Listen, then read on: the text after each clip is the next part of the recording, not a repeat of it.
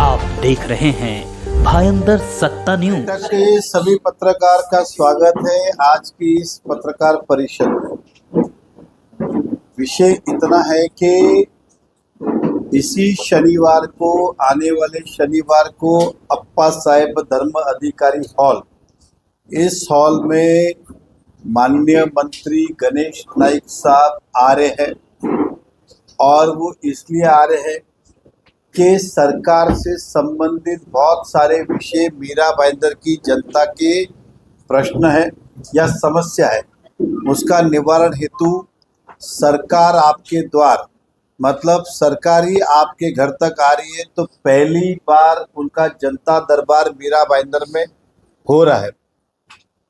Bharatiya Janata party के विधिवत हमारे यहाँ के संपर्क मंत्री है। जहाँ जहाँ पे हमारे पालक मंत्री नहीं है, वहाँ पे भारतीय जनता पार्टी ने वहाँ के नागरिकों के लिए पार्टी के संगठन के हिसाब से माननीय मंत्री महोदय को अलग अलग जगह पे संपर्क मंत्री बनाया। तो मीरा भाईंदर जो है वो सम्माननीय गणेश नाइक साहब के अंतर्गत आते हैं और मीरा भाईंदर की निवडणूक के अधिकारी तो प्रमुख मुझे बनाया गया, लेकिन पूरे थाना जिला के प्रभारी ये गणेश नाइक साहब को बनाया गया। तो गणेश नाइक साहब शनिवार को आ रहे, तो आपके माध्यम से जनता तक ये बात पहुंचाना चाहता हूं, चाहे पुलिस के प्रॉब्लम हो, चाहे तहसील के हो, रेवेन्यू के हो, सोसाइटी रजिस्ट्रार के हो, सॉल्ट के हो, फॉरेस्ट के हो, या अन्य कोई भी सरकार से, महाराष्ट्र सरकार से संबंधित प्रश्न हो या मीरा भाईंदर की समस्या हो, ये जनता दरबार केवल और केवल मीरा भाईंदर के नागरिकों के लिए ही आयोजन किया गया है। और ये सुबह 11 बजे शुरू होगा, शाम को 4 साढ़े 4 तक ये चलेगा। इसमें संबंधित विभाग के सभी अधिकारी रहेंगे, चाहे हम डीम कन्वेंस की बात करें, रजिस्ट्रार की बात करें, तहसील की बात करें, पुलिस की बात करें, आयुक्त की बात करें, हम यहाँ पे क्या बोलते हैं अलग अलग विभागों की बात करें, सभी अधिकारी यहाँ रहेंगे। और गणेश नाइक साहब का अपना एक तरीका है। जनता दरबार क्या होता है, ये जब गणेश नाइक जी यहाँ पे पहले पालक मंत्री हुआ करते थे, 2007 से मैं उन्हें देख रहा हूँ, तब से दरबार आ रहा है। तो इस दरबार में ज़्यादा से ज़्यादा लोग आए ताकि उनकी समस्या का हम निवारण कर सके। इस विषय की आज की प्रेस कॉन्फ्रेंस थी। साथ ही साथ 146 विधानसभा क्षेत्र के अंदर चेना, काजूपाड़ा, हम साहिब वो बहुत बड़ा आदिवासी पाड़ा वहाँ पर है। आदिवासी पाड़े अधिकतर फॉरेस्ट को लगकर है या फॉरेस्ट के अंदर है। तो वहाँ के रास्ते हो, शमशान भूमि हो, ये कई वर्षों से विषय प्रलंबित थे। तो माननीय गणेश नाइक साहब मंत्री महोदय ने इस विषय पे परसों बैठक ली और सभी अधिकारियों को कहा कि आने वाले 7 दिन के अंदर अंदर सरकार के नियम अनुसार शमशान भूमि के लिए कोई रोक टोक नहीं है। अगर वो फॉरेस्ट के अंदर भी है तो शमशान भूमि का काम हो सकता है, इसलिए वो आप त्वरित परमिशन दो। जला जिसको हम पायवाड़ बोलते हैं, चल के जाने का रास्ता होता है, तो उसके लिए भी प्रोविज़न है, तो उसके अंदर भी आप परमिशन दो। ये प्रस्ताव पिछले कई वर्षों से रखड़ रहा था, जो माननीय मंत्री महोदय संबंधित अधिकारी विभाग से बैठक लेके छोड़ा, और मुझे विश्वास है कि आने वाले 7 दिन के अंदर एक काम होगा। और ये 146 विधानसभा और आप जानते हो चेना, वर्सोवा और आगे काजूपाड़ा, इन तीनों गांव के काम हुए। तो इस विषय पे आज की हमारी बैठक थी, प्रेस कॉन्फ्रेंस थी कि आपके माध्यम से गणेश नाइक साहब आ रहे, सब तक पहुंचे। सब चुनाव करीब है, इसलिए जनता दरबार लगाया जा रहा है। 14 साल के बाद जनता दरबार मीरा भाईंदर में लगेगा। आपकी जानकारी के लिए हर हफ्ते या कभी कभी हफ्ते में 2 बार भारतीय जनता पार्टी के नाते हमारी जो पार्टी के विचार है, सो जनता दरबार लगे। हर हफ्ते यहाँ पे जनता दरबार होता है, कल भी था, जनरली बुधवार को होता है। अभी कुछ विषय जो ऐसे हैं कि जहाँ पे मिनिस्टर साहब लगते हैं तो काम आसान होता है, सभी अधिकारी एक टेबल पे होते हैं, तो इसलिए लगाया गया। अभी भाजपा क्या प्रताप सरनाईक की तोड़ के लिए यहाँ पर गणेश नाइक को लाए? क्या आप जो इस तरीके से जनता दरबार लेके लोगों की समस्याओं का समाधान कर नहीं पा रहे, जो आप मंत्री की जरूरत पड़ी? ऐसा है, कल देवेंद्र फडणवीस साहब के आज ही देवेंद्र फडणवीस साहब के पास यहाँ के मंत्री ने बैठक लगाई, तो आप ये बोलेंगे क्या मंत्री कुछ कर नहीं पा रहा है इसलिए फडणवीस साहब के पास बैठक लगाई? ऐसा है कि जब भी कोई मंत्री महोदय या जब भी कोई नेता आते हैं तो उससे समस्या का समाधान फास्ट होता है, और कुछ काम जो होते हैं हम भी सरकार तक लेके जा रहे हैं। तो मेरा पहला शब्द क्या था? सरकार आपके द्वार पे। आप कुछ काम मुझे अगर बोलेंगे फॉरेस्ट, तो मैं सरकार के पास जाऊंगा। अब सरकार बोलता है मैं ही आपके घर आ रहा हूँ, तो सरकार ही यहाँ आ रही है। तो ये काम की प्रथा और सिस्टम है, सभी अपने अपने हिसाब से क्षमतावान है। हम बहुत बार मंत्री महोदय भी बैठक अपने नेता के पास लगाते, चाहे वो उप मुख्यमंत्री जी हो, मुख्यमंत्री जी हो, तो उसमें कोई छोटापन थोड़ी है। कुछ काम उनके माध्यम से होंगे। यहाँ तक कि देवेंद्र फडणवीस साहब भी कुछ मीटिंगें केंद्र सरकार में मोदी साहब के पास लगाते। तो आप ये बोलेंगे क्या कि आपसे होता नहीं? क्या ये ऐसा नहीं है, ये काम को गति देने का प्रयास है।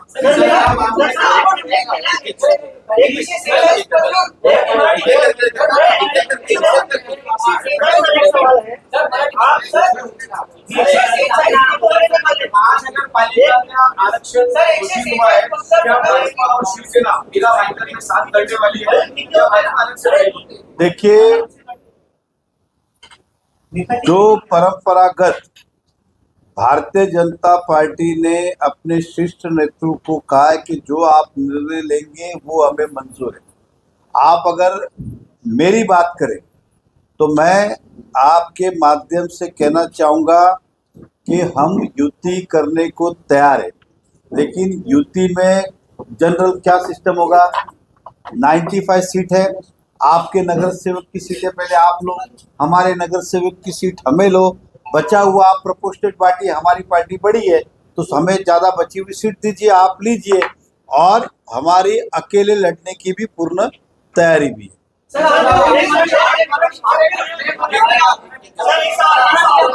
हिंदी वाला संबोधन। सर, आपने उल्लेख किया 146 मतदार संघ में काफी सालों से कुछ समस्या थी जिसका हल अभी पालक मंत्री जी ने। ये मतदार संघ आता है कैबिनेट मंत्री प्रताप सरनाईक। तो आपका ऐसा कहना है कि कैबिनेट मंत्री अपने मतदार संघ में काम करने के लिए सक्षम है? नहीं, देखिए वो पूर्ण सक्षम है, इसमें कोई दो राय नहीं है। उदाहरण दे रहा हूँ, हमने कहा कुछ काम हमने गति देने के लिए किया, ये कई वर्षों से पेंडिंग थे। अब वो कब करने वाले थे, किससे का, वो उनका विषय, मेरा विषय नहीं है। मैंने कहा कि ये विषय, क्योंकि मैं भी जानता हूँ 2017 में प्रचार के लिए गया, तब वर्षों वाले ने कहा था कि हमारी शमशान भूमि होनी चाहिए। उदाहरण दे रहा हूँ, उसके बाद वो चलती गई, हुआ नहीं, लेकिन अंत में अब पालक मंत्री साहब ने वो निर्णय दिया, जो पालक मंत्री पालघर के और यहाँ के हमारे मंत्री। सर, इसी से जुड़ा एक सवाल है कि जैसा उन्होंने पूछा, अभी आप भी सत्ताधारी पार्टी के विधायक हैं और मुख्यमंत्री के काफी करीबी माने जाते हैं, तो क्या जरूरत पड़ती है कि एक मंत्री को यहाँ पर लाना पड़ रहा है? आप सक्षम नहीं है क्या? अरे देखिए, मैं वापस आपको बोल रहा हूँ, आप सरकार आपके द्वार, आप समझ के चलिए। सरकार क्या कह रही है कि मैं आपके घर तक आता हूँ। मैंने बहुत सारे काम ऐसे हैं जो सरकार से निगड़ित है, उदाहरण समझ के चलिए। कुछ काम ऐसे होते हैं हम भी सरकार तक लेके जाते, उदाहरण दे रहा हूँ। हर एक का अपना अपना दायरा, यहाँ आने से काम को गति मिलेगी। अब उदाहरण के तौर पे अगर एक, मैं जैसा कहता हूँ भाईंदर वेस्ट में ये जो अभी मैंग्रोव्स को फॉरेस्ट डिक्लेयर किया गया है, तो वो सारी जमीन फॉरेस्ट में जा रही है, तो वहाँ पे जो घर है वो भी फॉरेस्ट में जा रहे हैं। अब दो चीजें, या तो यहाँ के लोग वहाँ जाए या फिर मंत्री यहाँ और वो लोग यहाँ आ जाए। तो ये रास्ता है इसका कि जल्द से जल्द। आप क्या चाहेंगे? देवेंद्र फडणवीस साहब अगर मीरा भाईंदर में आएंगे, चलो मैं मीरा भाईंदर की समस्या सुनना चाहता हूँ, तो आप उसको असक्षमता कहेंगे कि शहर के लिए अच्छा कहेंगे? तो स्वाभाविक अच्छा ही कहेंगे कि यार मिलने के लिए समय नहीं मिलता, वो खुद आपके शहर में आ रहे, तो ये अच्छी बात है।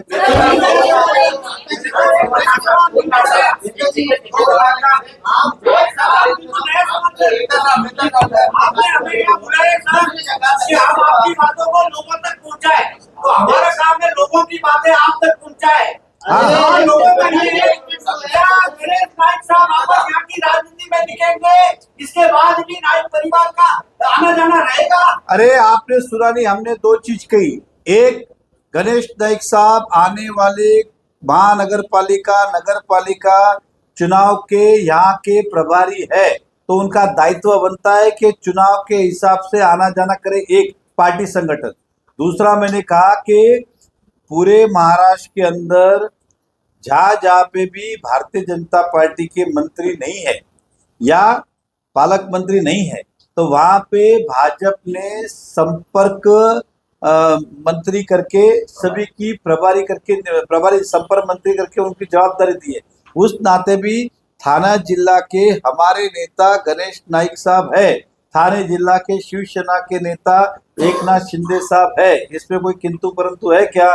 नहीं है। तो स्वाभाविक है अपना संगठन करने के लिए गणेश नाइक साहब रोज आए या ऑल्टरनेट डे आए या महीने में एक बार आए तो अच्छी बात है। आज जो टोल नाका शिफ्ट किया गया है, तब वहाँ पर सरनाइक साहब ने कहा कि वो जो बोलते हो कर दिखाते हैं। इस पर आपकी प्रतिक्रिया? और दूसरा, कोर्ट के सामने जो जमीन है वो जमीन को सस्ते दामों में खरीदा है बैंक चैरिटेबल ट्रस्ट ने। इस दोनों मुद्दों पर आपका क्या कहना है? देखिए, मैं टोल का तो मैंने अभी का वो सक्षम में करने में मुझे अभी पता चला टोल 10 फुट पीछे गया या कुछ 40 फुट गया, एग्जैक्ट मेजरमेंट लिया नहीं है, वो 40 फुट पीछे गया ये मैं जानता हूँ कि टोल थोड़ा बहुत पीछे गया, कुछ हिला है वो, तो एग्जैक्ट कितना फुट गया वो मैं आपको कल बताऊंगा। लेकिन जहाँ जाने वाला था वहाँ नहीं गया, और ये हमने तब भी कहा था टोल जाना चाहिए। इस मत का भारतीय जनता पार्टी भी और व्यक्तिगत मैं भी हूँ और शहर के नागरिक भी। लेकिन मुंबई का टोल मीरा भाईंदर में आए, ये किसी भी नागरिक को सहन होने वाला नहीं है, आने वाले समय में नुकसानदायक होगा। इसलिए हमने कहा था वसई खाड़ी के पार लेके जाए, और आप सब जानते हैं वो वसई में भी फिर वो चाहते हैं कि और कहीं जाए, वो उनका विषय, लेकिन हम नहीं चाहेंगे।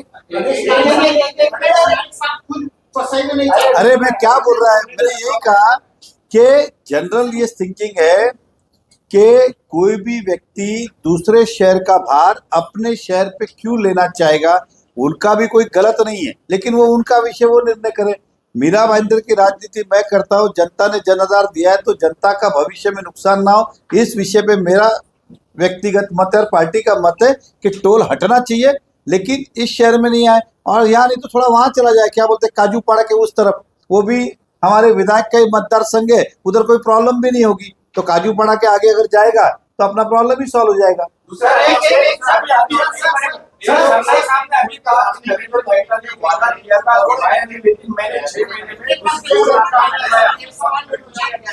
कोर्ट के सामने की जो जमीन सस्ते दामों के लिए है, कौड़ियों के दाम के लिए है, उस पर आपकी क्या प्रतिक्रिया है? देखिए, मैं जो पेपर में और न्यूज में पढ़ा कुछ जानकारी थी, मैंने जानकारी मंगाई है, लेकिन मुझे किसी ने कहा और जो लगता है कि 80 करोड़ की जमीन है और 20 करोड़ रुपया उसकी कीमत दिखा के रेडी रेकनर है और 3 करोड़ दिखा के उस पर ड्यूटी भरी गई है, उदाहरण।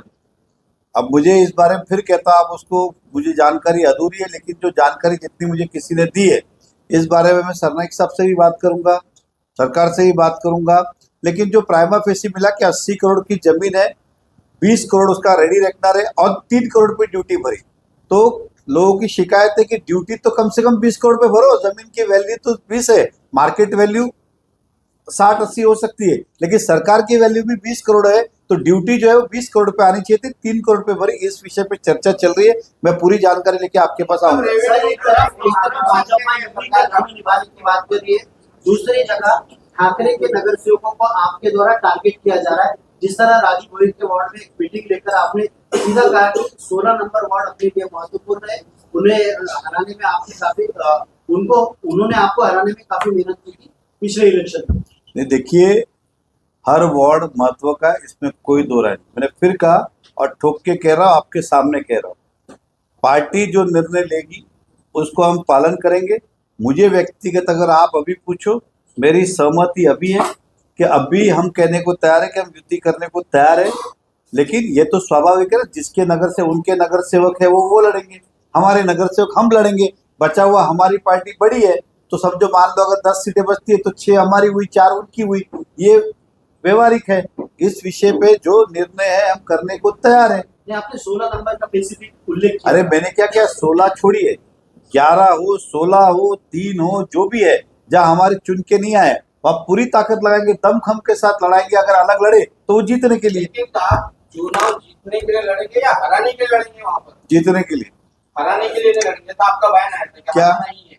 हाँ, आना ही आना ही नहीं जितने के। आप जिस तरह से आप संभावना कर रहे हैं तो क्या अलायंस कर रहे हैं? अरे मैं तो बोल ही रहा हूँ ना, अगर वो नहीं करेंगे तो मैं क्या करूंगा? लोग करेंगे तो आप करेंगे क्या? अभी आपके सामने खुले मंच पे कह रहा हूँ, अभी शाम को बैठेंगे तो बैठ के खत्म कर दूंगा।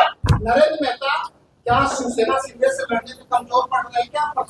गणेश नाइक साहब को मदद के लिए बुलाए? अरे मेरे को एक चीज आप बताइए, एक अरे एक बुरी बात, गणेश नाइक साहब छोड़िए, और भी बहुत सारे मंत्री आने वाले, तो आप क्या ये बोलेंगे क्या? देखिए बाकी बातें नहीं, युति का मैंने बताया, युति धर्म निभाने को तैयार है। युति के हिसाब से जो है हम अपना प्रस्ताव रखें, मान्य करना नहीं मान्य करना दोनों पार्टी का निर्णय होता है। मान्य होगा तो ठीक है, नहीं तो अकेला, लेकिन अकेले की तैयारी तो शुरू करे। ऐसा थोड़ी कि वो लास्ट के दिन निकलेंगे और तैयारी करेंगे। तैयारी तो सभी की होती है, हमारी भी तैयारी है, उनकी भी तैयारी है। क्या उनके लोग हमारे यहाँ मेहनत नहीं कर रहे? क्या कर रहे? आता है शेवटपर्यंत मराठी। मैंने पिछले सप्ताह सुना है, सवाल सबसे बड़ा यही खड़ा हो रहा है कि एक तरफ आप विधायक हैं, ठीक है, 145 में 46 के प्रताप सरनाई वो बन गए हैं कैबिनेट मंत्री। वो कैबिनेट मंत्री आकर के जिस तरह से उनसे भी पिछली मैंने देखी थी प्रेस कॉन्फ्रेंस कि वो इंटरेस्टेड रहते 145 में और क्या ज्यादा काम किया जाए, उसी तरह से अभी हमें देखने को मिला कि 146 में आप भी सोच रहे हैं। तो ये जो तलखियां है आप दोनों के बीच, क्या ये आने वाला जो नगर सेवा का चुनाव है वहीं तक ही है या ये तलखियां थोड़ा सा पर्सनल हो गई? देखिए वो क्यों कर रहे, क्या कर रहे, इसका जवाब तो वही दे पाएंगे। हमने कोई सरनाइक साहब के खिलाफ या सरनाइक साहब को टारगेट करके काम नहीं किया। उस क्षेत्र के अंदर चारों कॉर्पोरेटर भारतीय जनता पार्टी के, वहाँ की समस्या समय समय पे निवारण हुई, कुछ बची हुई थी उसको भी पीछे लग के करने का प्रयास किया। ये उसका प्रयास है, आप समझ के चलिए, क्योंकि नगर सेवक जब वापस जाएगी जनता सवाल पूछेगी, तो जितना ज्यादा हमने कमिटमेंट किया वो डिलीवर करके जाए, तो ये भी उसका एक हिस्सा था। कोई शिवसेना या सरनाइक साहब या 146 ये कोई विषय नहीं है।